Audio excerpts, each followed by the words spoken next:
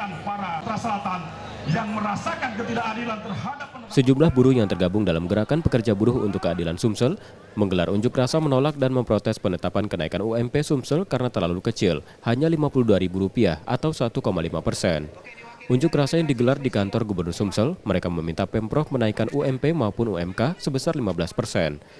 Besaran itu sudah sesuai dengan kondisi harga kebutuhan pokok yang naik. Massa juga menuntut pencabutan PP nomor 51 tahun 2023 tentang pengupahan yang memberatkan pekerja, serta menolak data BPS sebagai acuan dari penetapan UMP, karena data yang digunakan untuk keseluruhan penduduk bukan pekerja. Apabila kenaikan tidak dapat dilakukan, mereka meminta Pemprov memberikan subsidi bantuan berupa pangan atau tunai pada pekerja formal maupun informal. Tuntutan kita yang utama hanya tentang upah layak.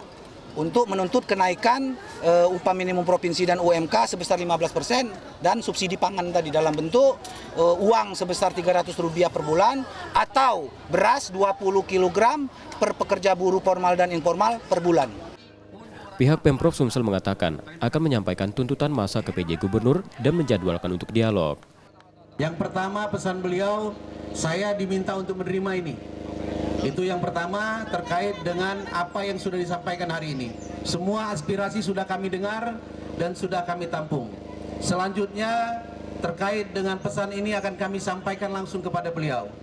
Dan mohon nanti beberapa hari ke depan apabila nanti diperlukan akan kami undang perwakilan untuk bertatap muka dengan Bapak Gubernur. Itu pesan dari beliau. Setelah menyampaikan tuntutan, massa buruh membubarkan diri.